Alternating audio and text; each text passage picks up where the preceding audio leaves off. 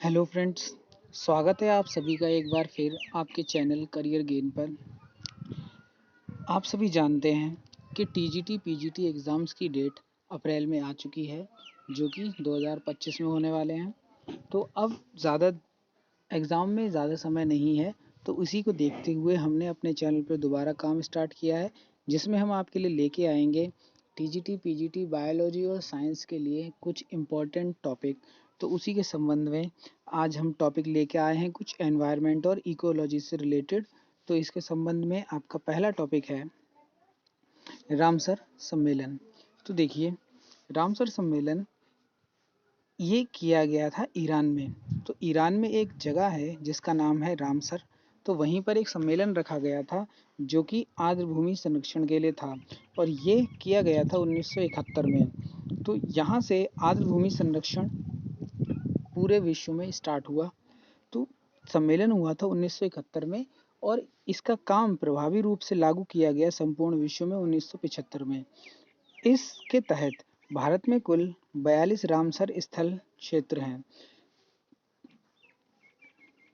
और 2040 से अधिक आर्द्र भूमि की अंतर्राष्ट्रीय सूची तैयार की गई थी। आगे देखिए कि भारत में आर्द्र भूमि संरक्षण केंद्र जो है वो कहाँ पर स्थापित है। चेन्नई में। तो यहाँ से डायरेक्ट आपको क्वेश्चन मिल सकता है। तो याद रखेंगे कि भारत में आर्द्र भूमि संरक्षण केंद्र कहाँ है, चेन्नई में है, और इसका नेम है सेंटर फॉर वेटलैंड कंजर्वेशन। ये पूरा नहीं आ पाया, आप याद रखेंगे ये क्या है, वेटलैंड कंजर्वेशन एंड मैनेजमेंट है, जिसको शॉर्ट में हम CWCM कहते हैं। इसके तहत भारत में अभी तक 4.6% आर्द्र भूमि है, और 2 फरवरी 2021 को विश्व आर्द्र भूमि दिवस के रूप में मनाया जाता है। अब यहीं देखिए कि समुद्र की जो तलछट है, यानी समुद्र के पैंदे से हमें कितनी 99% मिलियन टन कार्बन प्रति वर्ष प्राप्त होता है। तो कार्बन का सबसे बड़ा सोर्स क्या है, आपकी समुद्री तलछट है। देखिए, कार्बन की बात हम क्यों कर रहे हैं, क्योंकि जितने भी जीव जंतु हैं हम सभी जानते हैं कि वो कैसे हैं, कार्बनिक हैं। इसीलिए ये तो कार्बन का मैक्सिमम अमाउंट कहाँ से आता है, समुद्री तलछट से मिलता है हमें। अब आगे देखिए कि विश्व पर्यावरण दिवस कब मनाया जाता है, 5 जून को मनाया जाता है, और पहला विश्व पर्यावरण दिवस मनाया गया था 1974 में। इसके आगे कि मानव पर्यावरण पर प्रथम संयुक्त राष्ट्र सम्मेलन किया गया था स्टॉकहोम में, और वो भी कितना, 1972 में। चलते हैं नेक्स्ट पेज पे। देखिए अब कुछ बायोलॉजिकल रिजर्व, जू आदि से जुड़े हुए टॉपिक हैं आपके पास, जिसमें से पहला है कि भारत में डेजर्ट नेशनल पार्क कहाँ पर है। तो याद रखिए ये राजस्थान में है, और राजस्थान के भी जैसल और बाड़मेर जिले में है। इसका कुल एरिया 3162 वर्ग किलोमीटर है, जिसमें से 1900 वर्ग किलोमीटर केवल जैसलमेर में है, और बचा हुआ 1262 किलोमीटर स्क्वायर बाड़मेर में है। और ये जो डेजर्ट नेशनल पार्क है, ये किसके लिए फेमस है, ये पाया जाता है ग्रेट इंडियन बस्टर्ड के लिए।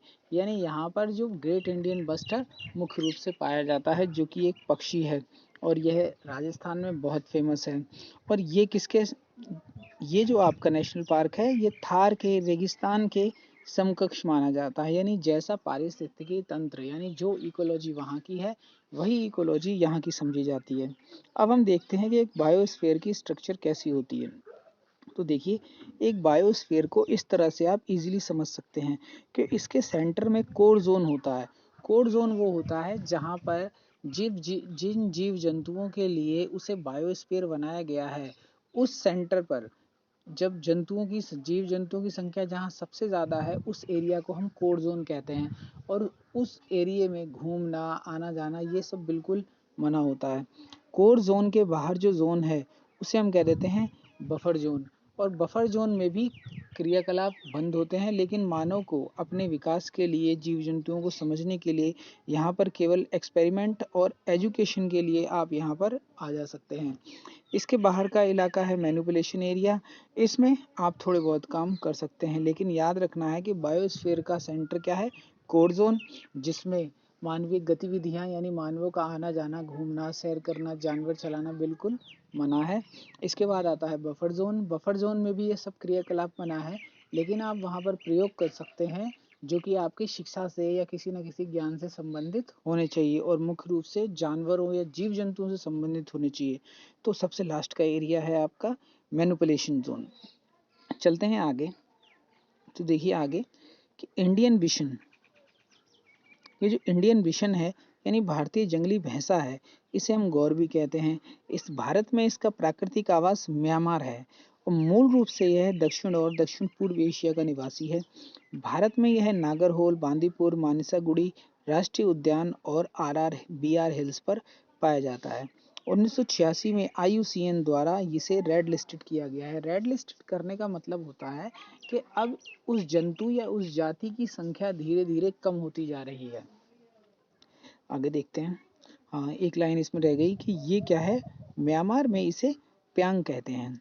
नेक्स्ट देखिए कि विरुंगा नेशनल पार्क कांगो में स्थित है और ये किस लिए जाना जाता है, माउंटेन गोरिल्ला कंजर्वेशन के लिए इसे जाना जाता है।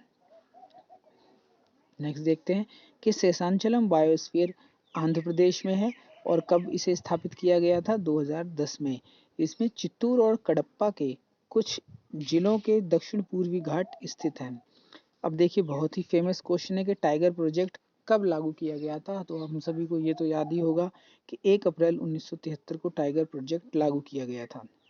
नेक्स्ट है कि भारत में संरक्षित क्षेत्र कितने हैं, तो देखिए भारत में संरक्षित क्षेत्र की जो 2022 तक की सूची थी वो यहाँ आपको सब दी गई है और इसे आप अच्छी तरह याद कर लें। यहाँ से कंफर्म है एक ना एक क्वेश्चन मिल सकता है आपको। जैसे भारत में 566 वन्य प्राणी अभ्यारण्य हैं, 106 राष्ट्रीय उद्यान हैं, 100 संरक्षण रिजर्व हैं और 219 सामुदायिक रिजर्व हैं। तो इसे 2-3 बार दोहराइएगा, इसे लिख के किसी भी तरह से याद करिएगा, यहाँ से डायरेक्ट क्वेश्चन मिल सकता है आपको। और एक क्वेश्चन इस पॉइंट से कंफर्म है, यानी जितने भी पॉइंट हम आज की वीडियो में डिस्कस कर रहे हैं यहाँ से मैक्सिमम आपको 1-2 क्वेश्चन ईजिली मिल जाएंगे। नेक्स्ट देखते हैं। नेक्स्ट देखिए, नेक्स्ट है नोकरेक बायोस्फीयर। तो ये कहाँ पर है, ये स्थित है मेघालय में, भारत के उत्तर पूर्व तुरा रेंज में। यूनेस्को ने 2002 में इसे बायोस्फीयर में जोड़ा है, यानी नोकरेक को कहाँ जोड़ दिया है, बायोस्फीयर में यूनेस्को ने जोड़ा है, जो कि मुख्य रूप से जाना जाता है लाल पांडा के लिए। और इस बायोस्फीयर का जो एरिया है, जो क्षेत्रफल है, वो 47.48 किलोमीटर स्क्वायर है, यानी वर्ग किलोमीटर है। नेक्स्ट है आपका नंदन कानन। नेक्स्ट हम देखते हैं नंदन कानन, जो कि जाना जाता है श्वेत बाघ के लिए। नेक्स्ट है चंद्रप्रभा अभ्यारण्य, याद कर लीजिए, चा से चंद्रप्रभा और चा से चंदौली, और चंदौली तो हम सभी को याद है कहाँ पर है, यूपी में पाया जाता है। इसकी स्थापना 1987 में हुई थी और ये वाराणसी से 70 किलोमीटर दूर है और ये जाना जाता है एशियाई शेर के लिए। तो याद रखेंगे कि नंदन कानन जाना जाता है श्वेत बाघ के लिए और आपका चंद्रप्रभा जाना जाता है शेर के लिए, वो भी एशियाई शेर के लिए। चलते हैं नेक्स्ट पेज पे। देखिए अब कुछ रेशम से जुड़े हुए क्वेश्चन है कि रेशम उत्पादन का जो कीड़ा है, यानी जो जीव है, हम जानते हैं कि रेशम उत्पादन के लिए हम बॉम्बिक्स मोराई यानी रेशम कीट का यूज करते हैं। रेशम कीट का जो जंतु यानी जो जूलॉजिकल नेम है उसे हम कहते हैं बॉम्बिक्स मोराई। तो डिफरेंट डिफरेंट तरह के रेशम मार्केट में अवेलेबल हैं और इन सभी के लिए कुछ डिफरेंट कीट होते हैं, उनके बारे में आज हम थोड़ा बहुत पढ़ेंगे। और यहाँ हमने वही टॉपिक लिए हैं जो सब एग्जाम्स में कभी ना कभी आ चुके हैं। तो आप इन सभी वीडियोस को थोड़ा ध्यान से देखिएगा, 2-2 बार रिवाइज करिएगा। कंफर्म है कि आपका TGT का पेपर यहाँ से क्लियर हो जाएगा।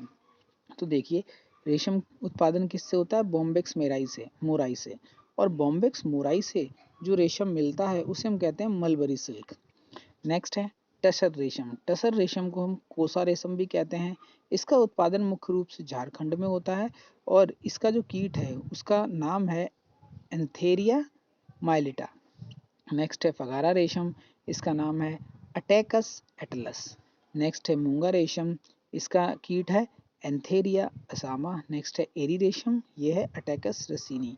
तो देखिए कुछ 2-4 इसमें ऐसे हैं, 2-3 जिसको हम इजीली याद कर सकते हैं। जैसे अगर सिंपल से रेशम पूछा जाए या आपसे पूछ लिया जाए कि मलबरी रेशम किस कीट से मिलता है और उसमें आपको ये सारे ही ऑप्शन दे दिए जाएं, तो देखिए मलबरी स्टार्ट हो रहा है एम से, और बॉम्बिक्स में मोराई में भी क्या है, एम है, तो मोराई से मलबरी है। ऐसे ही यहाँ पर आप देख सकते हैं मायलिटा, मायलिटा जब आप लिखेंगे तो लास्ट में आपको टा मिलेगा, तो मायलिटा से टसर रेशम है।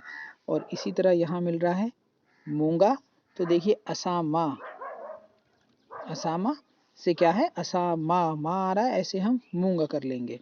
तो इस तरह से आप ये याद रख सकते हैं। आज की वीडियो में इतना ही, मिलते हैं नेक्स्ट सेशन में, आपके लिए और भी अच्छे अच्छे क्वेश्चन लाएंगे।